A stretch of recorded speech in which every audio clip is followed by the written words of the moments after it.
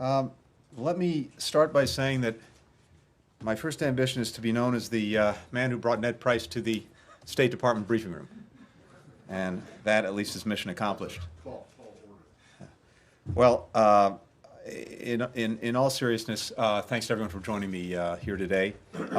This is my first full day on the job as Secretary of State.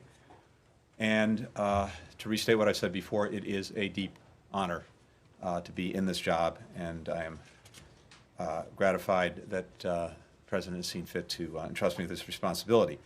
And I'm incredibly excited about the work ahead, especially working with the men and women of the State Department to try to serve the American people and represent our country to the world. I wanted to spend a few minutes with all of you today to make it clear right from the start how important I see the work that each and every one of you does. Some of you may know that I started my career as a journalist. Obviously, I didn't succeed, but it was something that I took tremendous pride and pleasure in, and something I have deep respect for as a result of my own experience being on both sides of the enterprise. You keep the American people and the world informed about what we do here. That's key to our mission as well. And you hold us accountable, ask tough questions, and that really does make us better. More broadly, and it is never more important to restate it, a free press is a cornerstone of our democracy. And this is a critical moment for protecting and defending democracy, including right here at home. So here's what you can count on coming from me and coming from us. We're resuming the daily press briefing starting next week on Tuesday. That's an essential part of the day, and we're bringing it back. President Biden has said that he wants truth and transparency back in the White House briefing room. That fully applies in this room as well. And you'll be seeing me with a little bit of frequency too, including on our travels together when hopefully we can get back to those travels, just as you'll have an opportunity to hear from many policy experts in this building. I know we're not always going to see eye to eye. That's not the point of the enterprise. Sometimes we'll be frustrating to you. I imagine there are a few times when you'll be frustrating to us, but that's to be expected. That's exactly, in some ways, the point.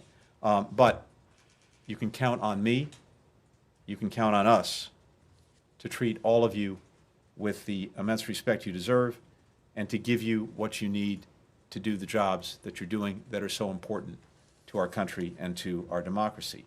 And I will be forthright, whether it's behind this podium, on the plane, or hopefully, eventually, some distant part of the world.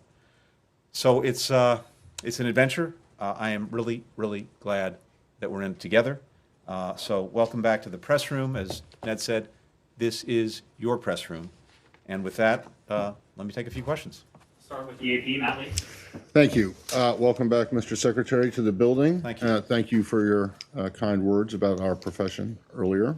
I'll try to be as brief as possible. In the last couple months of the previous administration, several policies were rolled out and enacted that attracted a bunch of that were contentious, to say the least, or attracted a bunch of criticism.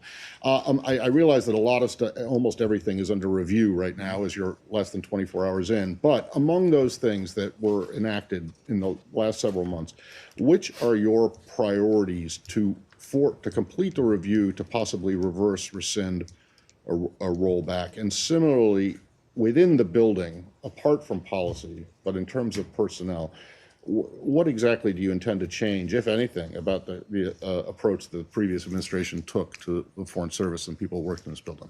Thanks. Yes, you're right. We are reviewing a number of steps that were taken late in the last administration. We want to make sure we understand in each case the basis for the decisions that were made. I will tell you that I'm particularly focused on the question of sanctions on the Houthis. I think you all know very well that the Houthis committed an act of significant aggression in taking over Sana'a some years ago, moving through the country, committing acts of aggression against our partner Saudi Arabia, committing human rights abuses and other atrocities, creating an environment in which we've seen extremist groups fill some of the vacuums that were created. But at the same time, we've seen a campaign led by Saudi Arabia that has also contributed to, by many estimates, the worst humanitarian crisis in the world today, and that's saying something. And so it's vitally important, even in the midst of this crisis, that we do everything we can to get humanitarian assistance to the people of Yemen who are in desperate need. And what we want to make sure is that any steps we are taking do not get in the way of providing that assistance. The Houthis-controlled territory that I believe contains about 80% of Yemen's population. And so we want to make sure that any of these steps, including the designation, don't make what is already an incredibly difficult task even more difficult. That is the provision of humanitarian aid to the people of Yemen. So we're taking a very urgent and very close look at that. We want to make sure that not only are American aid groups able to do what they can to provide assistance, but so are aid groups around the world that are providing the bulk of that assistance, and to make sure that nothing we are doing interferes with that, particularly if it doesn't in any other way advance our policy and objectives. So that's the priority in my book. Thank you very much. Congratulations, Mr. Secretary. Good to see you, Andrea. President Biden, in his first phone call with President Putin yesterday, outlined some areas of agreement, such as the arms control agreement, the extension of New START, but at the same time, areas of concern, many of which involve Russia. We're talking about SolarWinds hack, and Ukraine, of course, the investigation, the assessment of interference in the 2020 campaign, but also the safety of Alexei Navalny. Yeah. And so I want to ask you, what are the red lines under which the United States would consider sanctioning Russia if there's any harm that comes to Mr. Navalny or to the protesters as they're being arrested? You know, how front and center is this issue to you of Russian crackdown on the opposition and on human rights? Well, thanks, Andrea. We've, as you know, already expressed our deep concern for the treatment of Mr. Navalny specifically, and more generally with the human rights situation in Russia. And it remains striking to me how concerned and maybe even scared the Russian government seems to be of one man, Mr. Navalny. Across the board, as the president has said, we're reviewing all of these actions that are a deep concern to us, whether it is the treatment of Mr. Navalny and particularly the apparent use of a chemical weapon in an attempt to assassinate him. We're looking very urgently as well at SolarWinds and its various implications. We're looking at the reports of bounties placed by Russia on American forces in Afghanistan. And of course, we're looking at these questions of election interference. So all of that, as the President and the White House have indicated, are under review. I don't want to get ahead of where we are on those reviews. But as I say, we have a deep concern for Mr. Navalny's safety and security. And the larger point is that his voice is the voice of many, many, many Russians, and it should be heard, not muzzled. And you're not ruling out anything if there's harm that comes to him? Not ruling out anything, but we want to get this full review done, and then we'll take it from there. We'll go to Sean Tannen with the AP. Thanks, Mr. Secretary. As head of the Correspondents Association here, thank you for coming out on your first day. It's a powerful signal, and it does go noticed by us. Could I ask you, in your confirmation hearing, you spoke in support of the so-called Abraham Accords under the previous administration. A couple of decisions that your administration could take, I wanted to ask you about. I understand there's a review going on right now about military sales the F-35 sales to the United Arab Emirates and sales to Saudi Arabia, how do you see those going forward? Do you plan on the F-35s eventually going forward to the UAE? And with Morocco, does the United States still recognize, as the previous administration said, Moroccan sovereignty in Western Sahara? Thank you. Thank you. Thanks very much. A couple of things on that. First, as we've said, we very much support the Abraham Accords. We think that Israel normalizing relations with its neighbors and other countries in the region is a very positive development, and so we applauded them, and we hope that there may be an opportunity to build on them in the months and years ahead. We're also trying to make sure that we have a full understanding of any commitments that may have been made in securing those agreements, and that's something we're looking at right now. Generally speaking, when it comes to arms sales, it is typical at the start of an administration to review any pending sales, to make sure that what is being considered is something that advances our strategic objectives and advances our foreign policy. So that's what we're doing at this moment. What did John Hudson? Morocco? Thanks. The review on Afghanistan, Mr. Secretary, what are you looking at? And do you plan on retaining Ambassador Khalilzad as U.S. envoy? With regard to Afghanistan, one of the things that we need to understand is exactly what is in the agreements that were reached between the United States and the Taliban, to make sure that we fully understand the commitments that the Taliban has made, as well as any commitments that we've made, and so we are taking that up. And with regard to Ambassador Khalilzad, yes, we have asked him to continue the vital work that he's performing. Nike Chang with VOA.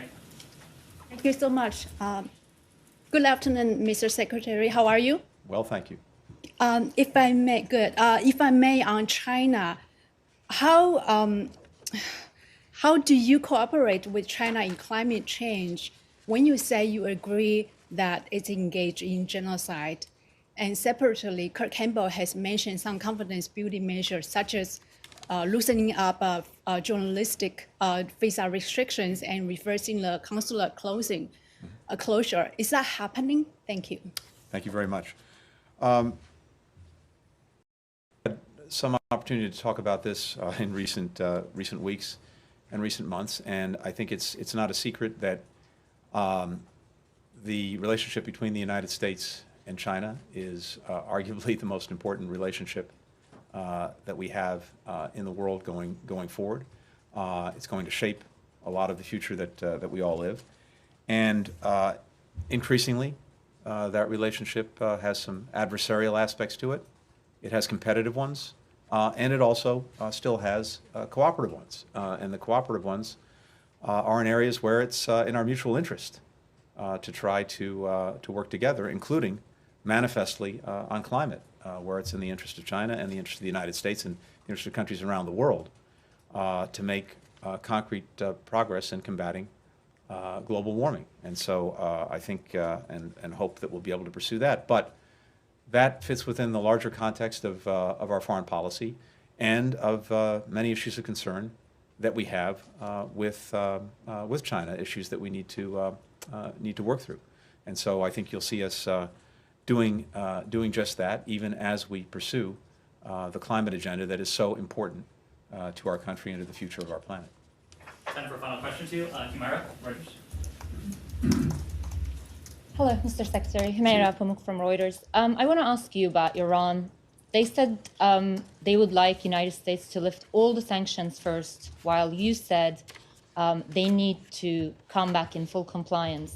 So how do you plan to reconcile that? And when should we expect to open the negotiations, and who would lead them for United States? And if I may, on China, you talked about reviews, and with respect to Uyghurs in Xinjiang, in your confirmation hearing, you endorsed the genocide determination. But today, Linda Thomas-Greenfield said the department is reviewing that determination. Is that only about the process, or are there different views on this determination? And should we expect some more punitive action throughout this? Thank you. So I haven't actually seen what Ambassador Thomas-Greenfield said, so I can't comment on it. But my judgment remains that genocide was committed against the Uyghurs, and that hasn't changed. With regard to Iran, President Biden has been very clear in saying that if Iran comes back into full compliance with its obligations under the JCPOA, the United States would do the same thing, and then we would use that as a platform to build with our allies and partners what we call a longer and stronger agreement, and to deal with a number of other issues that are deeply problematic in the relationship with Iran. But we are a long ways from that point. Iran is out of compliance on a number of fronts, and it would take some time, should it make the decision to do so, for it to come back into compliance, and time for us then to assess whether it was meeting its obligations. So we're not there yet, to say the least. And then with regard to how we would engage this issue if Iran decides to come back into compliance, I can tell you that we will build a strong team of experts, and we will bring to bear different perspectives on the issue. This is something, I would say this across the board, by the way.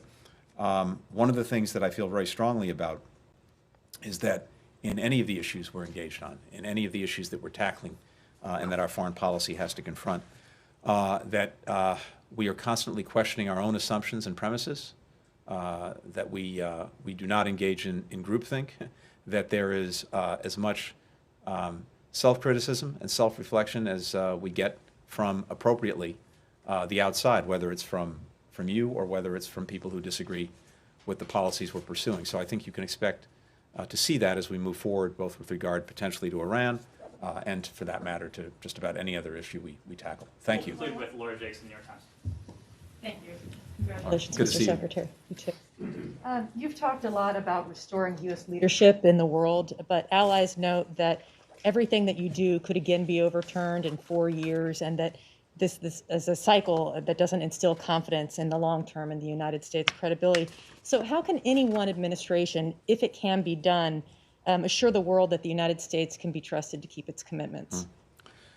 So one of the things I've done over the last 24 hours is I've spent a lot of time on the phone already with some of our closest allies and partners in various parts of the world, and that's continuing. And what I've picked up from those conversations already is a very, very strong desire for the United States to be back in the room, back at the table, working with them on the many, many common challenges we face. And that was almost palpable in the conversations I've had to date. And I expect to hear more of that in the days ahead. One of the things, though, to your point, is that when it comes to virtually everything we're doing, and the President has said this many times, when it comes to foreign policy, it is hard to have a sustainable foreign policy absent the informed consent of the American people. And that informed consent, I think, comes in a couple of ways. One is, in a sense, it comes from you, because many Americans are reading about, hearing about, listening to what we're doing, thanks to you. And that's vitally important, to make sure that they are fully informed and thinking about and ultimately providing their consent to what we're doing. But the place that in our system that informed consent is vitally important is with Congress. The members of Congress are the representatives of the American people. They provide advice and consent to our policies.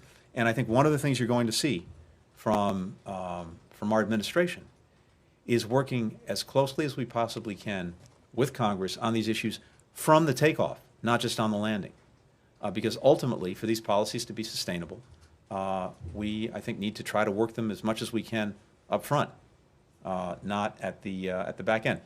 There are going to be disagreements. There are going to be places where we're just in a different place.